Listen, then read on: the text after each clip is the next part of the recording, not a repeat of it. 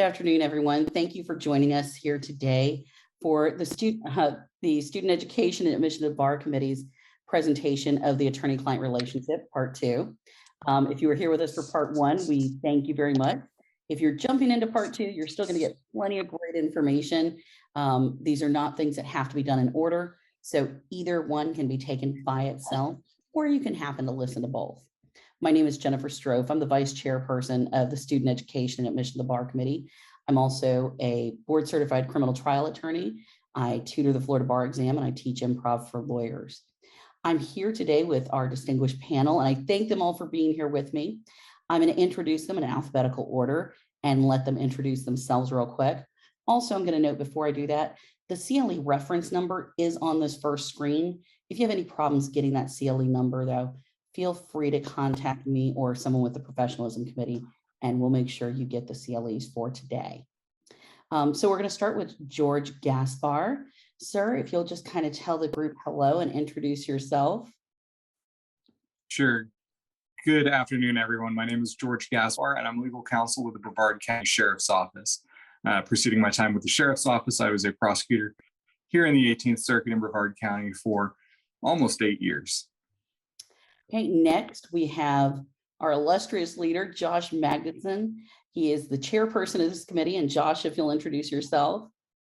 Okay, I'm an attorney in Clearwater, Florida for over 40 years. I practiced predominantly in civil litigation, mostly business litigation. For like the last 5 to 10 years, I've been doing a lot of estate and trust litigation. To me, the most important thing is about the attorney-client relationship, and I'm glad to see that this committee is doing that. And I love this seminar, and I'm glad to be able to participate. Thank you. And then we have Ms. Kelly O'Connell. Hi, I'm Kelly O'Connell. I am an associate at Schrader and Mendez Law Firm here in Tampa, Florida. I practice criminal defense, some various civil litigation issues, ranging from personal injury to class actions to consumer protection and some key TAMs. So a wide range of litigation. And then we have Sharia Randall. Hello, good afternoon, everyone. My name is Sharia Randall. I am the Associate Director for Career and Professional Development at Nova Southeastern University, Shepherd Rock College of Law. Prior to being here, I did work with the Department of Children and Families, Children's Legal Services as a senior attorney, as well as the Attorney General's Office with also CLS. I am a board certified attorney in juvenile law as well. And I am going to ask everyone, if you are not a speaker today, if you'll go ahead and mute yourself. It will cut back on some of our background noise. And if you do have a question and want to be interactive with us, if you'll go ahead and at the bottom of your screen, you should notice an option for other things, and it's called reactions. If you raise your hand, then we'll be able to get to you and get to your question or comment. So let's start with where we're about to start. Let's talk about our goals today. We're hoping to have fun. I'd love for this to be fun and interactive, so please, as much as you'd like, raise your hands. We'd like to just talk about the attorney-client relationship, some of the great parts of it, some of the pitfalls, and some of the things you need to watch out for. And then we're going to talk about where you can get help. We're going to kind of go through this life cycle style. We're going to start with finding clients, how you begin an attorney-client relationship. How do you even know you have a client? Then we have to talk about money because, well, we all want to get paid. We need to get paid. We need to pay back those law loans or, things like groceries and rent. But it's one of those awkward conversations we have to have with our clients if we are taking money versus if we're doing something pro bono or through possibly like public defense, etc. We're going to talk about determining the client goals because really, more than anything, a client typically comes to you and just says, it hurts, make better. They don't have a real determination of what those goals are and what they're trying to accomplish. So it's our job as an attorney to figure out what the goals even are and what we can do for them. Then we're going to talk a little bit about client communication. How do we do it? We have people of all different ranges of practice area and experience. So they have different methods by which they communicate with their clients. None of them are bad. All of them are good when you communicate. So let's talk about the methods we use. We're going to talk about ending the relationship. People sometimes think of that as being a negative thing, but frankly, almost every relationship will come to an end. Sometimes it's just the goals have been met and we're done. Sometimes it's the person goes away. But whatever it is, we do have to end relationships sometimes. So we'll talk about the different methods to go about doing that. And finally, we're going to talk about where to find help. Thank you, Omar. What time are you leaving today? 2:15. So the first thing I we're got going to talk to you about the LinkedIn thing.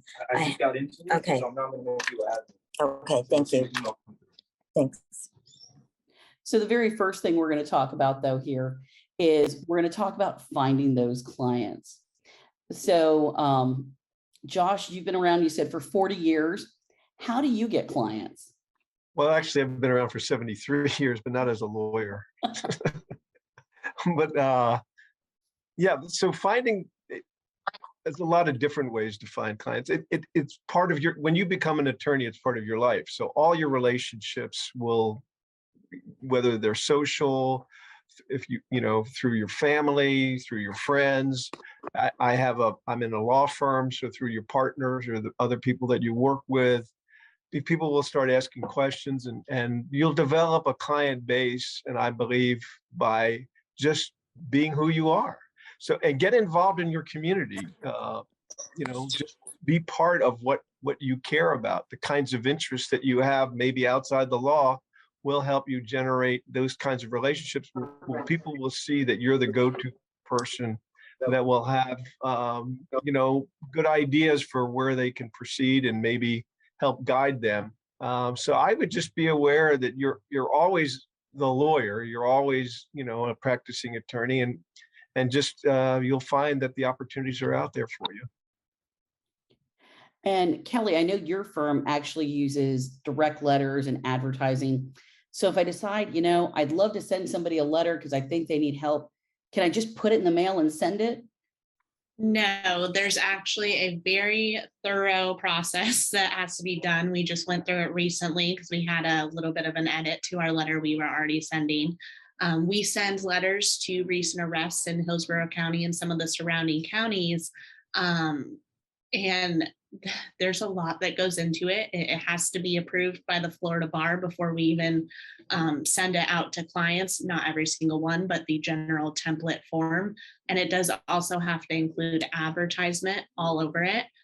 There's rules about the first page, having a notation that if you're represented by an attorney, disregard, we're not trying to steal you from them.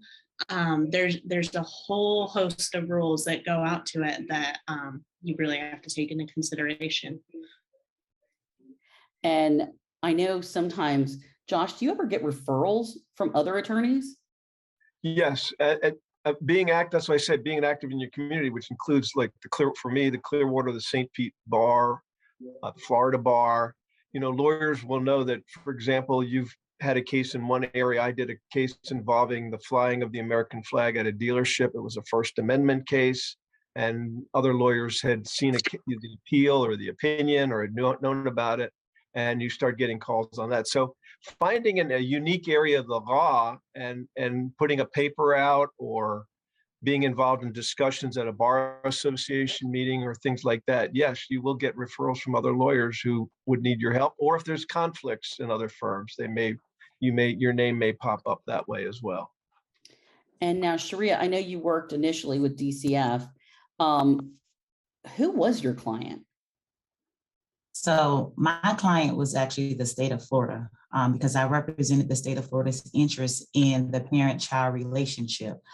And however, I had to communicate with the case managers who monitored the cases or the child protective investigators who would conduct the investigations. And they would have to come to the attorneys, Children's Legal Services, in order to ask or determine whether or not they had legal sufficiency to remove a child from a parent's custody, or with the case managers, whether or not we have sufficient evidence to proceed now with either terminating a parent's parental rights or modifying their case plan to add additional services to make the home safe for the children's return home. So my client, but however, my client was the state of Florida, but the case manager and the CPIs would get confused and think they were my clients, but they were not. Can I ask a quick question of Sharia? You just raised one. What do you do with the privileged communications? I mean, who does that run to? If your client is the state of Florida and you have, you know, a mother or a child, I mean, you gather the conversations or communications through the caseworker. I mean, I'd love to hear how that all works in terms of privilege or confidentiality. So as it pertains, so when they are having those conversations with us about what is going on with a particular case, there is no attorney-client privilege. There is no confidentiality in regards to that. If I am making, of course, my notes, so it's determined to be attorney work product, then I can maintain or avoid having to disclose any of that information because it's work product on my end that I am preparing. However, in general, if we are having staffings being when we are meeting as a whole, as a team to determine what's the next steps, I would have to disclose that information and discoveries as a part of the notes. I will have to disclose that to opposing party because again, we don't have there isn't an attorney-client relationship between myself and the case managers or myself and the child protective investigators. I thank you. That's really enlightening. I appreciate it. Thank you. Now, George, you have the unique position of you both worked as a prosecutor and now you're the in-house counsel, for lack of a better term, for the sheriff's office, correct? Correct. Yep. Okay, so who is your client? Well, previously my client, much like Sharia, was the entire state of Florida. And that was sometimes something that would come into conflict when you have victim crimes because the victims would perceive you as their attorney. And I actually kind of experienced that to some extent now in my current role as the attorney, one of the two attorneys for the Brevard County Sheriff's Office, in that one of my functions is that I handle risk protection orders. And since those are basically a form of protective order, a lot of times the witnesses, the people who have been victimized in the cases which have led to the risk protection orders perceive me or us as representing them as well, when in fact we represent the residents of Brevard County by and through the sheriff's office. So our goal is to do well for the public in that capacity, whereas in other functions, my role is to represent the interests of the sheriff in his official capacity. Well, that takes us to one of our kind of next concepts, which is conflicts. So when you have a conflict, like let's say a sheriff's officer comes to you and says, I did this. And maybe that's not in conformance with the policies, and now it's putting the sheriff's office at risk. How do you determine if there's a conflict? What do you do? Do you tell the officer something individual? So in my role, I do not actually represent the individual deputies. My role is solely for the agency as a whole and the sheriff as the head of that agency in his official capacity. So if a deputy were to basically come and confess a violation of some policy or whatnot, that would be something that I would certainly, because I have no privity with that deputy. I always advise them, I can't give them any legal advice. I am not their attorney, and I would direct them, should they feel the need to, that if they need to get with their PBA rep or their PBA counsel, that would be something that they need to do. Because obviously my goal is to represent the best interests of the office as a whole. And, I think there's a great point there that George just made. Sometimes we make this really complex when it doesn't need to be. Just telling someone I'm not your attorney goes a long way. Helping them understand that. Now, be careful that there's not an attorney-client relationship there. But I noticed when I called individuals that I wanted to talk to as a witness, I would always start the conversation with, do you happen to have an attorney? Because I don't want to talk to you directly if you do, or something as simple as, listen, I'm representing so-and-so, I'm not your attorney, and letting them know that's what we're doing. So sometimes it's the simplicity of it, of using basic terms of, I'm not your attorney, or if you have an attorney, please let me call them, can really kind of solve a bunch of problems. So our next section that we're going to go to in this is, when does the relationship begin? I think it's very obvious and easy when there's a signed contract and there's been payment and, all of the formalities have been filed and shared. But sometimes we don't do formal agreements. Sometimes you have an ongoing client relationship and they call you and just want help on a new matter. Sometimes it's somebody comes in for a consult. So Kelly, in your experience, how do you know that you even have a client relationship? That's a good question. It kind of depends on the situation, especially with our different practice areas. But generally, most people call for a consultation, and that's when it starts, when they want to start talking to us about their legal issues and go from there. Depending on the client, the attorney-client relationship will continue and it'll become more formalized with the retainer and payment. And other times it ends at the end of that conversation. Okay. And Josh, have you had experience with having a client relationship that maybe wasn't formalized in writing at first? Well, I think you got to be very careful whenever you're talking to anybody, because this idea of when does it start? As a matter of fact, there's a Florida bar rule about prospective clients and the fact that you have a duty even to a prospective client of confidentiality. And so you've got to be wary of that relationship. Maybe it hasn't been signed to a contract, but like you say, prospective clients there is some duties owed there. So you have to be very careful. A couple of things like I really want to point out at this phase of the relationship is, number one, make sure about conflicts. You don't start talking to somebody that you may have a conflict, or it may turn out to be. The person may come in, you may not recognize the name, but you need to identify the adverse interests and everything else involved early on, so you can make a check to determine whether or not you may be suing your own client, or the adverse party is your mother-in-law or something. So make sure, there's no conflicts right off the top. That's number one. Number two, I think George's point about identifying who your client is, or who a potential client is really important. People come in and start talking to you and they don't tell you a lot of the facts. They don't tell you, for example, that the real property they may be talking to you about, they own with their brother or their spouse, or it's owned by a corporation, or it's owned by a trust. Well, you got to determine exactly who the entity is that has the interest that you're going to be representing. Like George said, he's representing the interests of the whole of the entity of the sheriff's department. And there's Florida bar rules about corporations or legal entities. Are you representing the entity or a particular person? So identifying exactly who you're going to represent, the potential for conflicts, I think, and understanding that whoever you talk to as a prospective client has rights. I think those are really important things at the very beginning. I think one of the funniest texts I ever received was from my best friend from high school, and she knows I tell people about this text.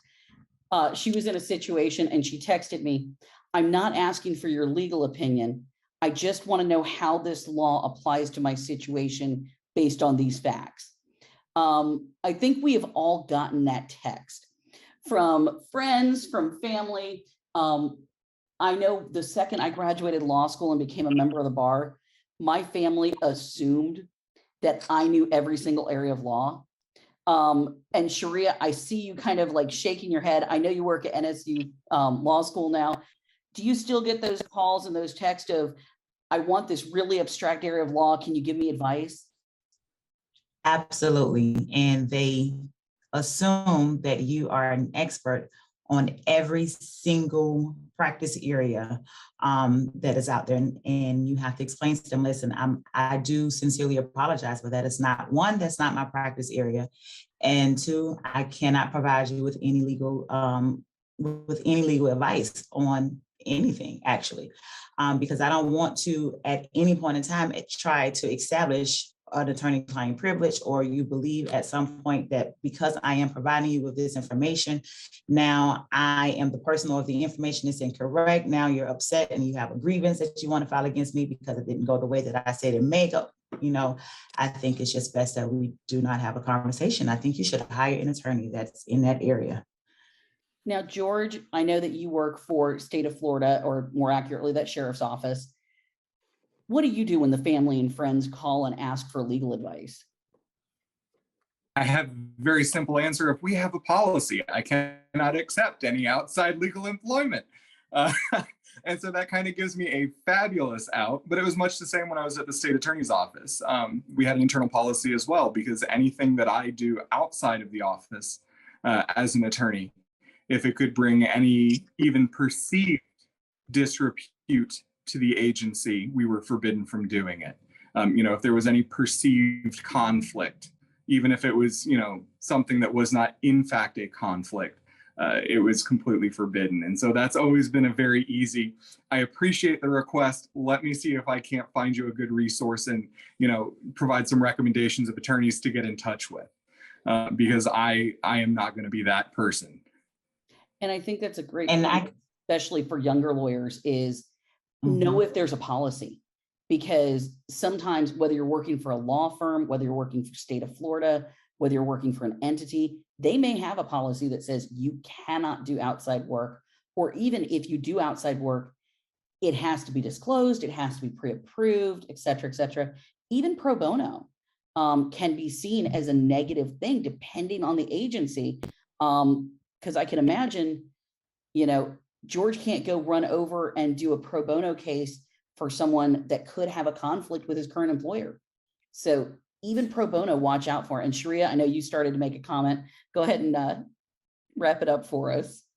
But yeah, I totally agree. And even currently in my role, so I work for NOVA. However, I am still a DCF attorney. I work as a part-time DCF on-call attorney. So I handle anything that happens overnight or during the weekends. And in my role, I have to tell people, because a lot of people come to me because they know I deal with children, they automatically assume I can handle any family law case that may come up. So I explain to them I can't, because there is a perceived conflict. If this situation that you have find its way in DCF hands, there is an automatic conflict, and there is no way for me to provide you with any guidance, any advice, anything as it pertains to that, simply because, and also with pro bono work, I can't handle pro bono cases. Once I started back working for DCF again, I had to discharge myself because I was a pro bono guardian ad litem attorney in family cases. If something comes up, there may be a problem. I have to now ask to be removed off of the case because of the conflict. Well, let's say, so we've gotten a client in the door, someone who wants to hire us or talk to us. We now have figured out the person does not have a conflict, but it is just so beyond what we do. Kelly, let's say it's a complex federal civil matter, and I know that happens to be outside your wheelhouse. You're excellent at what you do, but this person comes and that is what they want. What do you say to the person? It happens to us all the time, especially since we expanded our marketing. We get calls for everything under the sun. And it's explaining to clients like, look, I want you to have the best attorney possible. And unfortunately, it wouldn't be fair of me to be that attorney for you. We want an attorney that's specialized in that area. And we have a lot of specialties, but that's just not one of our areas. And we have a wide network of attorneys that we keep track of and are able to refer these clients to that are actually best suited to handle their specific case. And I think we sometimes forget when we get past the bar exam. I mean, in the state of Florida, a lawyer is able to handle any type of case absent patents, anything else, as long as you can look at it and become reasonably certain of your qualifications, or you can get mentorship or read up on the subject. You're welcome to take any kind of case you want in the state of Florida. But if you know it's something that is just not in your wheelhouse, I can guarantee you are never going to see me on a real estate property case. I will go running like those as long as fast as I can, but I have great real estate people who I'm happy to refer to. And Josh, do you have that kind of experience where people either referred to you or referred to someone else? Exactly. It's like the one that comes up to me is I do business litigation and business cases, any case involving property and money, but bankruptcy. Okay, well, you're going to need to hire a bankruptcy lawyer. I tell them, the Florida bar rules say you got to be competent in the area. Like you said, you can read up on it. But if that person needs a bankruptcy lawyer in the next 10 days to file, because there's issues that need to get covered under bankruptcy law for that client, and they need the protections of bankruptcy, you're not going to get up to snuff on all the bankruptcy rules and all of the ins and outs. You need to get somebody that you can rely on. So what's really important for the lawyer at that point is to, like you say, have that network of referrals. And I think Kelly has the same idea, is become the go-to person for your client. That's what your job is to serve your client. And your client has this need, is to find the right person and to become the person who's aware of what's out there in the community to find the right person. So I totally agree that that's what you need to do, is to have that source and those references available for the areas that you're not, going to be able to provide the competent legal services. Now, have any of our panelists either paid a referral fee or been paid a referral fee? Yeah. Yes, but they are co-counsel fees. We Okay. work with a lot of attorneys, but we try and structure per the Florida bar. Referral fees are actually not allowed, so to speak, but they do allow co-counsel fees. And so we make sure we work with attorneys that we have a good relationship with, that we trust. And so we often establish, okay, this firm is in charge of client communication. They handle the intake, they handle certain aspects of the case, and then we will handle the specific litigation so that we're still in compliance with the Florida bar rules, but we're still able to have great relationships with other law firms that may not specialize in some of the areas that we do. And that's a great point. And people should look up the actual rule if they're thinking of co-counseling, or back in the old days when I started practicing, having what was called a referral fee. Basically, you can't do what people used to think you could do, which is just write a check in an area that you're totally unqualified for. You're not going to keep up anything with the case. You're not going to be ready, willing, and able to participate in the case. So Florida Bar's got some great and very specific rules on that nowadays. So if you're interested in doing that, one, I would suggest starting with the rules, but two, the Florida Bar Ethics Hotline that we'll talk about later is fantastic. It is staffed by real live attorneys. They really answer their calls. They point you directly to the rules. I know I actually keep them on speed dial, and I will actually document my conversation with them as part of my note to my file of, these are the rules we discussed. This is how we came about it. And this is where we decided to go with whether or not a referral or a co-counsel fee was appropriate in this case. Okay, it's time to talk about money. Sometimes we have client expectations, client budgets, but we also have to have that awkward conversation with them. At least I found it awkward, especially at the beginning, trying to tell people what it was going to cost. That fear of, well, I don't really want to tell them. Maybe I can do it in 5 hours, but it's probably going to take 20. I know for myself, I ended up going to almost exclusively flat fees. And that's because that's where I was comfortable. And I explained to clients, listen, I have an hourly fee, but this case I will do for a flat fee. And this is what the fee will include. And I'm very detailed in my contract of, because I do criminal, it's no violations of probation. It's not an appeal. It's one trial. If there's a retrial, there's an additional trial prep fee. But flat fees is where I ended up being comfortable. I know a lot of other attorneys, Josh, you do an hourly fee still, correct? And how do you work that? And how do you really have that conversation with your client? It is to me, that's one of the most important conversations to have, and to have it early. The first thing the client, when they walk in the door, they're thinking, how much is it going to cost? I mean, besides the worry about the case, people don't come to me, and I'm sure to you, because they want to see a lawyer. They're something's bothering them. These people are upset, they're stressed. If they could figure it out themselves, they would. So when they come in the door, they worry about how much is it going to cost. Litigation and legal, getting problems solved from a legal point of view is not inexpensive, and people need to understand that.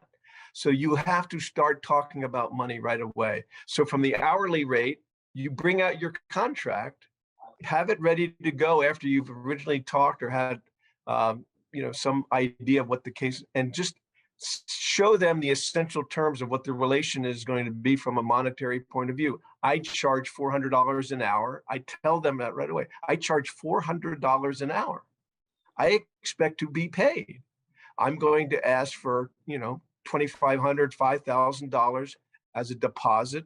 We're going to put that money in my trust account and I'll earn against that.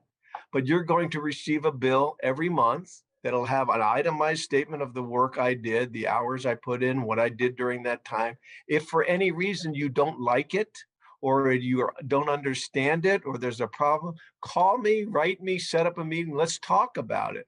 I don't want something to fester. When you get a bill, I expect to be paid.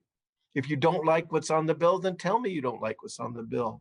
And we need to talk about it. But people need to have this conversation up front. I've had many occasions where people will start automatically representing, filing lawsuits, getting involved in motion practice, discovery, and then they send the bill out and the client sees $15,000 and they're going, what the hell is that all about? Where did that come from? Now you're already in a problem with your client because your client doesn't understand why they're getting a bill and why it's so high. So talking to them, disclosing as much as you can and trying to get them to understand, very important.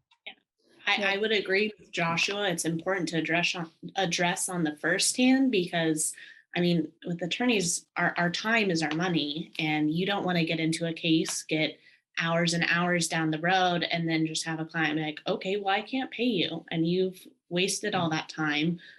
Your client's not in a great position, and then you're forced to withdraw. Having those conversations up front set the tone for the rest of the representation, and it makes sure that it's a meaningful relationship for both parties. Yeah, one other thing, just to follow up, because Kelly brought up a good point, is when you talk about money, it's not just that you're going to run ramp. This goes, and we'll hit this later on, the idea of client goals. You need to talk about the fees and costs of a case alongside what the client's goals are. These are not separate topics. So as we get into it, you'll find that a client has certain goals, and maybe there's a way you have to start showing the client paths of problem solving. What about settlement negotiations early? Do you want to do a pre-suit mediation? Do you want to, just have a negotiation? How about a demand letter? I mean, there's a lot of things you can do that you need to discuss with the client at the same time you're talking about what you're doing, but you need to have a strategy about helping the client solve their problem and the client's goal and reaching the client's goals. And part of the client's goals is the economics. And with that, there's a couple points that I'll just kind of wrap up. Kelly mentioned motion to withdraw. Sometimes we forget that is up to the court. It has not happened to me, but I have seen instances where a court says, you are too deep into this case, you're not getting out. So now the attorney is in this weird position where not only is the client not paying them, they probably have some ill feelings back and forth over the bills and not paying. And now you're stuck and you have to continue to zealously represent this person until the end or until you're allowed out. Now, George, when you do your cases for the sheriff's office, are you just paid a salary? Do you report hours to anyone? How does that work? Nope, I am just salaried.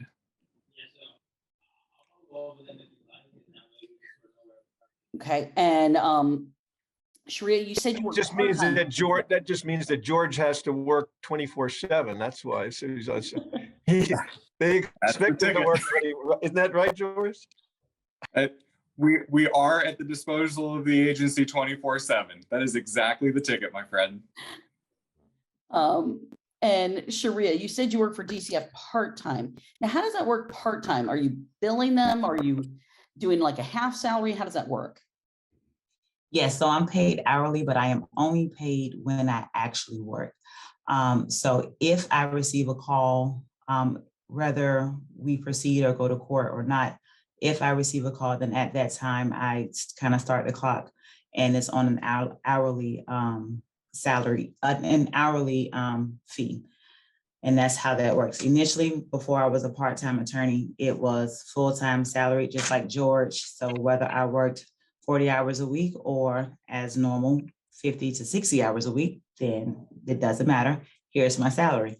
But now it changes because I am part-time, so I am hourly. So now I have to make sure I keep tabs of everything that I'm doing, whether I'm checking my emails, responding, because I do have to, they work during the daytime, so they may send me an email needing information or needing to follow up on something. I have to be prepared to respond if necessary. Although my primary time of working, if something happens, I'm the go-to person after 5 p.m. until 9 a.m. Okay, so we've talked about flat fees. We've talked about being hourly, kind of in-house. We've talked about hourly fees. And Kelly, I think your firm in one of its practice areas does the contingency fee. So how does that work? We do evergreen retainers, flat fee, and then also contingency. So there's specific, it's often in our consumer protection cases where there's a statute that allows for attorney's fees, and a lot of these individuals don't have the money to pay an attorney up front. So we could take the case on contingency fee, and we have a set distribution, usually 60% and 40% to the attorney, out of any recovery at the end. And if there is no recovery, that's our gamble. And we'll usually just take the loss on that as well. But it's another agreement that we have written out in the retainer agreement that we explain with them all beforehand, and to make sure that they know the course of it and everything that's going to happen. Now, best practices is always to have an agreement in writing, but Florida Bar has specific rules when it comes to contingency. Not only does it have to be in writing, you have to spell out how the fees are being distributed, and if there are costs within the case, how those get taken out and calculated. And then finally, there's actually a consumer protections rights form. I'm probably getting the exact title wrong, but it's basically their rights under a contingency agreement, including right to terminate, et cetera, that has to be given out. And you can find all of that on the Florida Bar's website. So let's get to the next topic, which is determining client goals. Expectations are everywhere. And I think what we'll see sometimes, and George, I'm going to start with you. So you have one client, really. I mean, you have different aspects to dealing with that client. Do you ever have them come in with one goal and you're like, yeah, that's not really what you're trying to accomplish? Or how do you manage their goals? Because they probably think, but you're my lawyer, do exactly what I want. Well, so being careful how much I discuss, obviously. There are certainly cases, for instance, a field that my colleague and I practice is in civil forfeiture, right? And so we'll get questions from agents who obviously are very adamant that they believe this is a valid civil forfeiture, and it is the goal to be able to complete that. However, when we look at it, based on whatever criteria were presented, if we don't see that as being a forfeiture that we believe should be pursued for whatever ground, certainly it may be the desire of at least the agents or their supervisors on scene on behalf of the sheriff's office that we want to do this forfeiture. We still have to look at that, manage those goals and say, listen, we understand that that's what you would like. Here are our reasons for suggesting why that would probably not be advisable. Obviously, being the attorneys for a client, if the client directs us to do it, if the sheriff himself or his designee, as provided for by statute, says, George, it's time to file, we're going to provide every avenue of here's our intelligence, here is why we don't believe it's advisable, but yes, sir, that'll be done. And so we have to make sure that we can basically rein in those goals to reasonable parameters. But of course, should we get a contradictory response to what we believe is advisable, we're certainly still going to do it because that's our obligation as an attorney for a client, as long as it's a lawful goal. Now, Josh, how do you start with goals? Because I would think when someone's paying you by the hour, they have ideas of what they want and what it should take. How do you manage that? Okay. And this is really one of the most important roles for a lawyer. And that is your client is a person, not a case.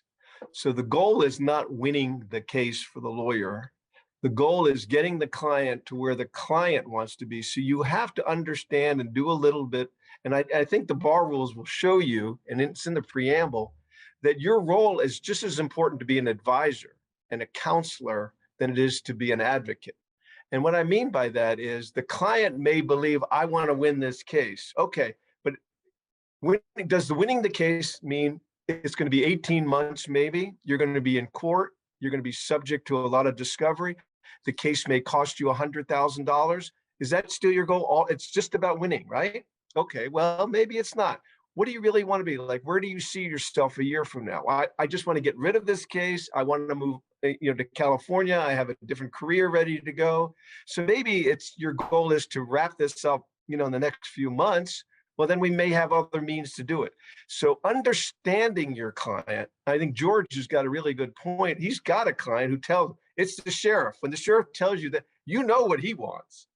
But if you have a client that you don't know anything about and you have no relationship and you really don't understand the client, having and counseling the client and understanding the client and then set the goals together where your legal knowledge and your understanding of how things play out, along with the clients envisioning about where they want to go and what it will cost and how hard do they want to fight for this piece of litigation maybe. And that helps define the goal. So it's really a pairing of the lawyer and the client, but it's all about the client's goals, not the lawyer's goals. Now, Kelly, how do you handle that with managing the client goal, or even how do you figure out what the client goal is? Because, a client may come in and go, my goal is money, or my goal is the most I can get, or if it's jail time, it's the least I can get. How do you really take the information you have and create the goal and make sure you're doing what the client really wants? Yeah, it takes getting creative sometimes. On the civil arena, a lot of people just want to be heard. They want someone to apologize and then sometimes get some monetary recovery. In the criminal side, it's a little bit more difficult because most people, when they have an understanding of the criminal justice system, they either think it's dismissal, I'm walking away from this case, or nothing. And they don't understand the full amount of programs that different counties have, the different diversion programs, the different creative ways that attorneys can resolve the case without jail time. And it takes hearing about their situation, talking to them, getting to know what their life is like, and trying to come up with a solution that best fits them, but is also a legal possibility. I spend a lot of time talking to my clients about what are called collateral consequences. A lot of people don't think beyond this immediate problem in front of them.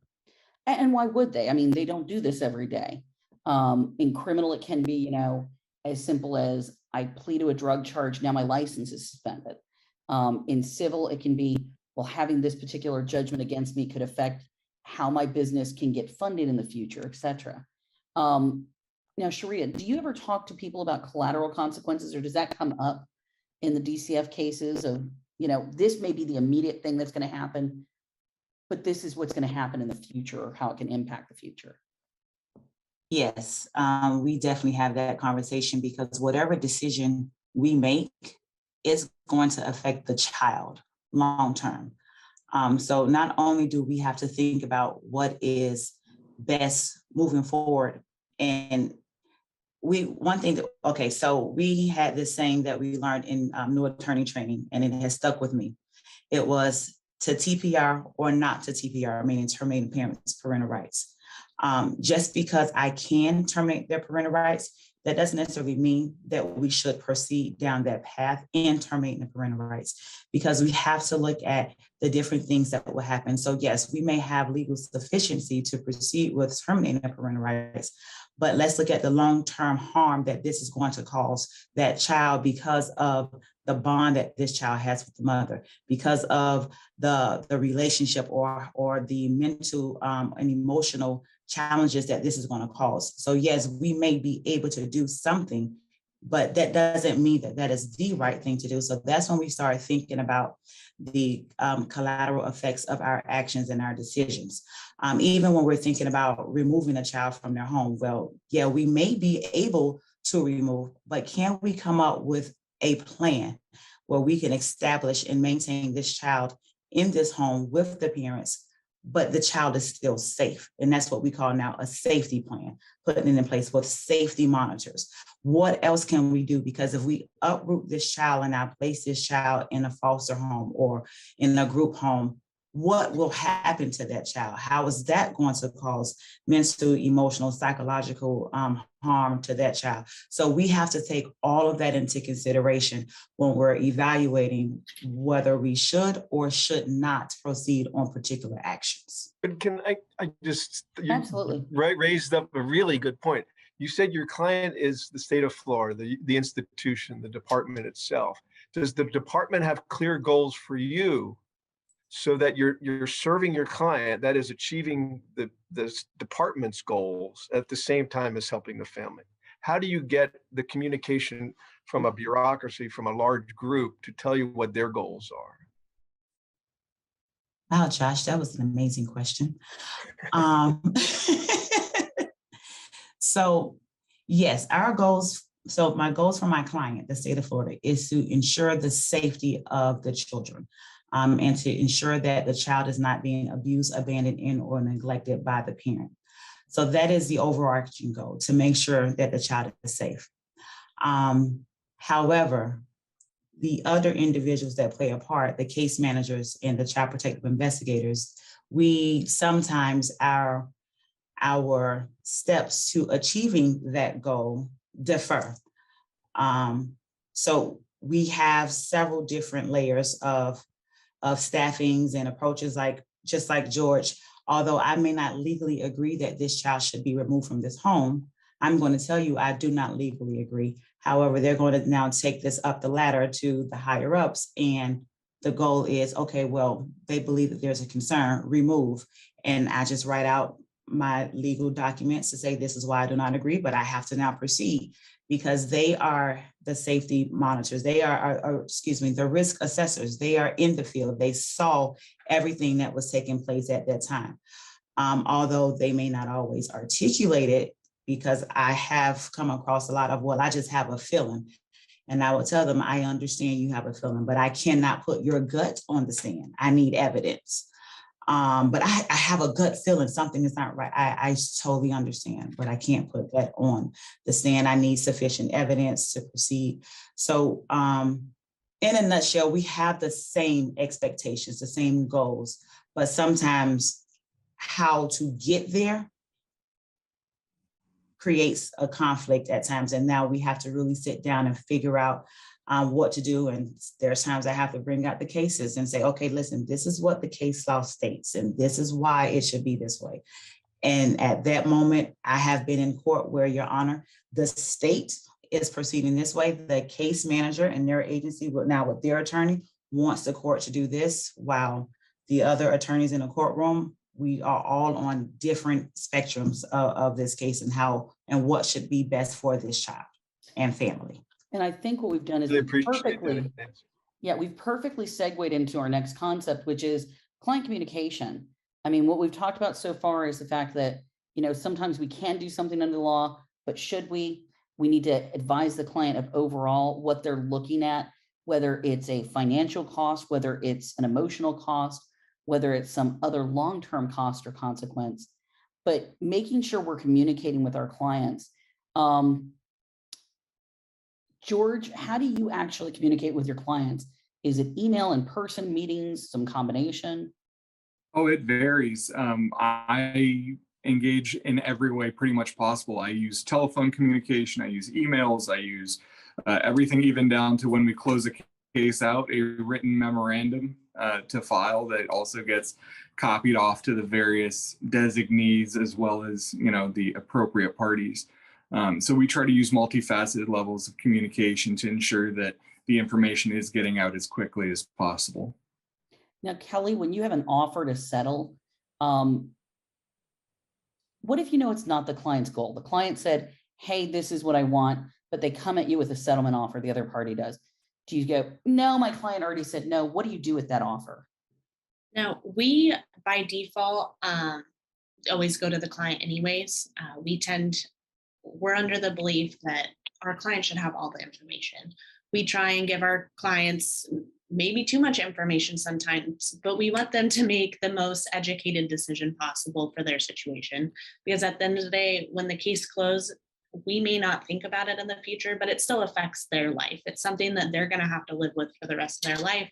So we like to keep them as involved as possible throughout the entire case. And that means telling them, hey, we got this settlement offer.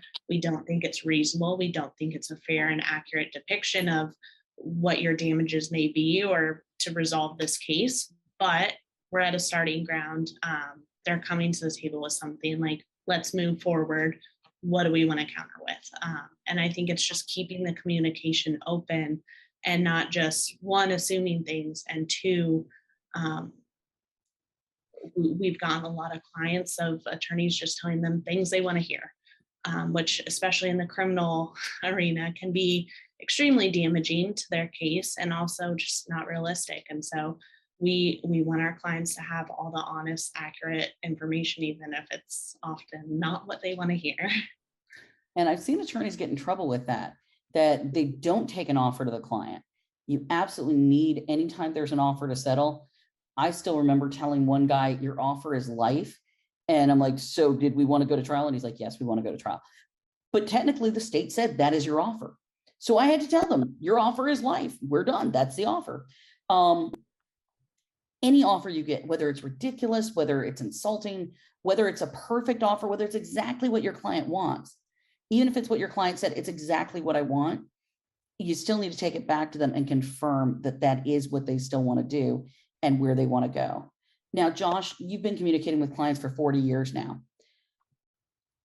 When do you tell them how you're going to be communicating? Do you tell them up front, this is my communication style? What do you do? Now we're talking about like regulating, because now people will text you. I mean, it used to be people sent me mimeograph sheets. No, no. Yeah, people now will text you at all times of the day, email you times of the day, call you all day. So so you don't want that. So you do have to start setting some parameters and letting the client know how it all works. What I do is when something happens in there, we talk about the beginning, we set a plan, we talk about what we believe the next steps should be. And as those next steps occur or don't occur, we'll follow up with the client or the client will follow up with us. So we try to, I always call it lighting the path. After you set your goals and you set some strategy that you say, we're going to go down this path, and you light it as a lawyer, explaining what we think is going to happen. As you hit those marks, if it occurs the way you show the client, look, they did file this, summary judgment motion, or they did do this, or if they didn't file, they did something else, that's a trigger point. So whenever you see something changing from the plan that you and the client have agreed to, those are good trigger points to communicate with your client. But I can guarantee you, clients will ask you questions all the time. And if you feel like they're talking way too much because their bills are now starting to go up, let them know that, yeah, they can call you all they want, but all it's going to do is increase their bill. And I know I kind of use humor. I mean, you probably can tell humor is my method of communication. So when I get clients up front, I usually tell them, listen, I'm giving you my personal cell phone number. Granted, it doesn't mean quite as much as it used to 15, 20 years ago, but I would tell them, this is my personal cell. Please do not text me at 2 a.m. unless the police are actively knocking at your door. Because frankly, at 2 a.m, the status of your case is sleeping. Everyone laughs. I think in 20 years, I've had maybe 5 clients violate my 2 a.m. rule. But it was an effective way of getting the communication across and letting them know it's okay to call me. It's okay to ask, but let's do it during reasonable hours. Clients have a very different perspective of what is urgent. Urgent is it occurred to me right now. But helping them set that expectation of this is my personal time versus this is my work time really does help. And I try to lay out, especially if they're in jail, I'm going to see you on this date, or I'm going to see you on this week. I'm going to see you this many times a month or whatnot, just so people know what to expect. Or it may be a matter of, I'm not going to talk to you until something comes up again. But eventually all good things come to an end. Hopefully it's in a good way, but sometimes it's a less great way, but all client relationships eventually end. So how do you know the relationship has ended? Sharia, what's the end for your relationship with a client? So my end would be the child has been adopted and the case is closed, or the children have been reunified with their parents. And after we've monitored and there are no safety risk or concerns at the end of a 6-month period, then we can now close that case and we are out of your life. We're done, unless of course something else happens. Now, George, you have the unique position of it's an ongoing client relationship. So how do you know when a matter ends? That would just be by virtue of the disposition of the case, whether it was when I was at the state attorney's office or even now. Obviously, I handle a number of cases. So case closes, I report that back to the client by way of either a memo or a personal meeting or a phone call. And that is basically the termination of that particular matter. And Lord, I hope the ultimate employment doesn't end. And Josh, how do you tell a client that the relationship has ended? Well, I think the first thing is make sure you define what you're doing with the client right up front. So that's defined. I am going to, write a letter, but I'm not going to file a lawsuit unless we, sign a new agreement. So when you write in the letter and no response, you tell the client I've completed my job.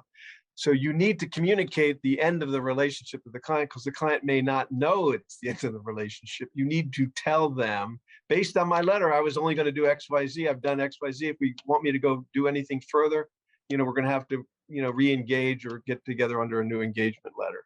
So I'd say letting the client know it's over is very important. Okay, and the last thing I'm going to share real quick with everyone is navigating issues, whether it's attorney-client relationship, a particular issue you're having in a case. We truly are in a type of work where it takes collaboration. We often talk out problems. We talk to one another. Find a mentor, find someone that's really good at brainstorming with you. There's also this fantastic service that I didn't know about for like many years of my practice, which is lawyers advising lawyers. When I have tried to dip my toe into an area of law that I didn't know well, I'll do all my research, I'll get everything ready. But then if I want someone to kind of be like my double checker, I even called one time and said, listen, I know what this motion means. I know what it says. Is there something I need to know in this county based on, how we proceed with these judges? Just kind of the temperament of the court. Lawyers advising lawyers. These are fantastic, experienced lawyers. A lot of them are even board certified, and they're very generous to give you some time. Just make sure, of course, you've done the basic research. This is not a hotline for, hey, what's that statute number again? But when you need something specific, or you need kind of someone to bless something or help you, especially as you're changing paths, this is a fantastic free resource of the Florida Bar. And then, of course, there's the ethics hotline. Like I said, these are real lawyers who staff this hotline. They have been my savior on a number of occasions, from, hey, I've got this gut instinct that this is wrong, or by the way, can you tell me the rule on this? Because something just happened and I don't like it. So here's what we want you to take away from today. And by the way, I thank everyone for being here. If you're here on Zoom, if you want to show your face, I know the Professionalism Center was like, they wanted us to give a wave goodbye. If you're not on Zoom and you're listening, we appreciate you spending part of your afternoon with us. But really what to take away from the attorney-client relationship is it's going to be a happier relationship if it's upfront and honest. Having things in writing like your contract, having that tough talk about money up front is going to make everybody much happier. Setting realistic expectations, whether it's how often I'm going to communicate with you, how I'm going to communicate with you, letting the clients know I'll come to you with any offer, good, bad, or indifferent. But letting everybody know what the expectation is really going to make for a much happier client relationship. Determining client goals is not always about the client telling you what it is, but you taking the time to get to know the client so you can help them figure out what the real goal in the case is. Is it the apology? Is it getting heard in court? Is it something different? And then, of course, ending the relationship. It's always better to have it up front in the contract that this is our goal and our expectation. But when the relationship ends, if you put it in writing, it's going to help. The last thing I want you to take away from this is the Florida Bar Professionalism Center is here for you. Student education and admission to the bar, we are one of the committees that has the pleasure of serving under that greater umbrella of professionalism. And we really thank everybody for their time here today. So thank you all to our speakers, and thank you to everyone for being present. The recording's about to end, so we'll just give our wave goodbye.